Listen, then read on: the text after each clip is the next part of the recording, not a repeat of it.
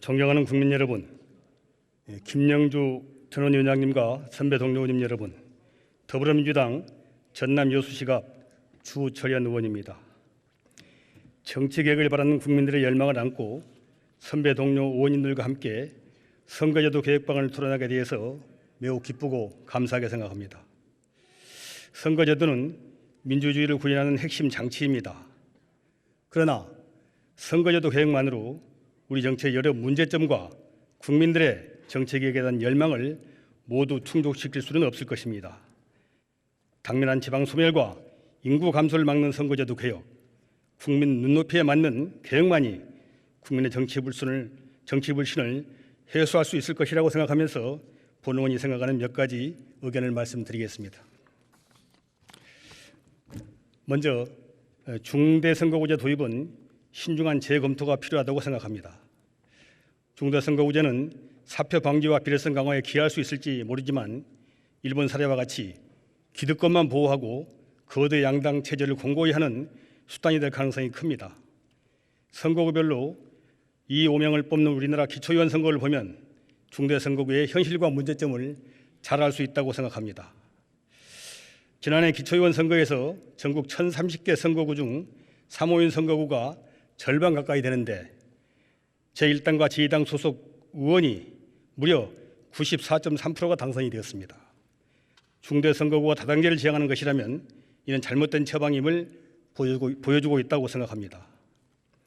또 중대선거구제는 기존 정치인들의 기득권을 보장한 제도로 국민들의 정치개혁 열망에 배치된다는 지적에도 겸손하게 귀를 기울여야 된다고 봅니다.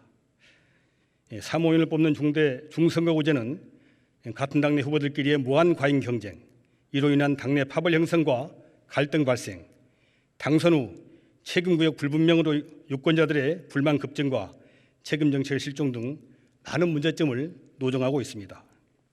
현재는 지역위원장에 나서서 기초위원들 간의 갈등을 조정하고 민원과 업무를 재분장해주고 있습니다마는 이들이 만약 국회의원들이라면 누가 나서서 갈등과 업무를 조정할 수 있을지 도저히 가늠이 가지가 않습니다. 우리나라 중대선거구제는 유신 시절의 시작에서인지 55%의 국민들이 현행 소선거구제를 찬성하고 있습니다. 이와 같은 이유로 저는 중도선거구제 도입은 재검토되어야 한다, 이런 의견을 말씀드리고 싶습니다. 저는 현행 소선거구제를 유지하고 비례제는 권역별, 병립형, 개방형 비례제로 전환하되 지역의 대표성을 살릴 수 있도록 인구 기준에만 얽매이지 말고 바다를 포함한 국토 면적과 경제 규모 등을 반영하는 새로운 선거구 획정 기준 정립이 필요하다고 생각합니다. 우리 헌법 41조 2항은 국회의원 수는 법률로 정하되 200인 이상으로 한다. 제3항은 국회의원 선거구와 비례대표제, 기타 선거에 관한 사항은 법률로 정한다고만 규정하고 있을 뿐 구체적인 선거구 획정 기준을 명시하지 않고 있습니다. 입법 제정에 맡겨둔 것인데 헌재가 나서서 인구 기준은 2대1을 초과할 수 없는 것처럼 선을 긋고 말았습니다. 하지만 헌재 결정은 재검토되어야 한다, 이렇게 생각합니다. 국가는 영토와 국민, 주권이 있어야 존재할 수 있고 우리 헌법도 제1조부터 3조까지 규정하고 있습니다. 인구는 국가의 한 구성 요소일 뿐 영토와 주권에 우선하는 것이 아님에도 인구가 국토, 즉 지역 기준에 앞서는 절대적 기준인 것처럼 내린 결론은 변경되어야 할 것입니다. 전국 228개 시군구 중 무려 49.6%가 소멸 위험 지역으로 분류되었으며 수도권 인구 집중 과석화와 저출산 고령화로 지방 인구 감소가 되고 지방의 정치적 영향력이 크게 약화되고 있습니다. 현행처럼 헌재 결정에 따른 인구 기준이 획일적으로 적용되면 수도권 이외 농어촌 지역 선거구가 축소되는 상황이 지속되고 지방 소멸이 가속화되어서 대한민국의 지속 가능성도 크게 위협받게 될 것입니다. 지방의 인구는 물론이고 육지와 섬, 바다 면적 그리고 경제적 규모를 선거구 획정 시 꼭 반영해야 합니다. 21대 국회의원 선거구 획정 100세에 따르면 농산어촌 지역의 대표성 미흡으로 선관위로부터 재제출된 사례가 있고 공청회에서는 인구 수만을 기준으로 선거구를 획정하는 경우 지역 대표성이 충분히 반영되지 못한다는 지적이 많았습니다. 캐나다와 독일은 선거구 획정 시 지역의 경제적 규모와 중요성을 고려해서 지역 간 균형과 공정한 대표성을 확보하고 있고 노르웨이는 해상 영역과 연안 지역을 고려한 선거구를 설정하고 있습니다. 뉴펀들랜드 등 해양 지역의 이창 국가들은 일부 영해를 포함하는 선거구를 구성하고 미국의 하와이, 알래스카, 플로리다, 캘리포니아, 워싱턴주 역시 인근 수역을 선거구 경계선에 포함하고 있습니다. 이러한 입법률은 우리나라에도 존재합니다. 지방교부서법에 따라서 중앙재정을 지방에 배분하는 기준이 되는 측정 단위 산정 기준을 보면 인구수뿐 아니라 경지면적, 산림면적, 어장면적, 갯벌면적, 사업체 종사자 수, 행정구역 면적 등이 망라되어 있습니다.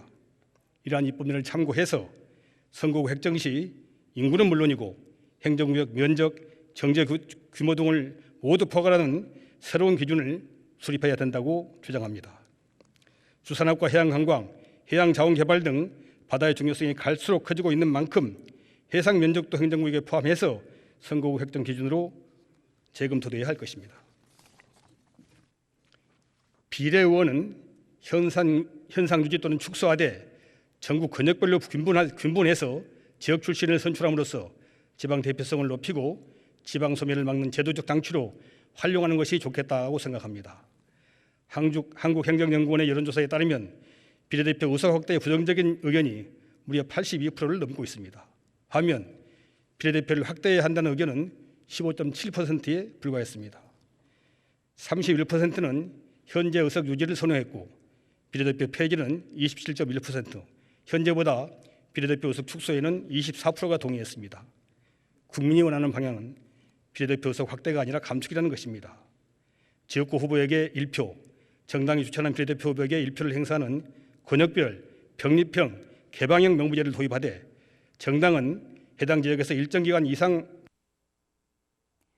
발언 시간이 초과되어 마이크가 꺼졌습니다. 높여야 한다고 봅니다.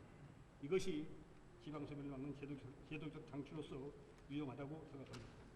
스웨덴, 덴마크, 핀란드, 일본 등 많은 국가들이 권역별 개방형 비례대표제를 도입해서 성공적으로 운영하고 있다는 말씀을 드립니다.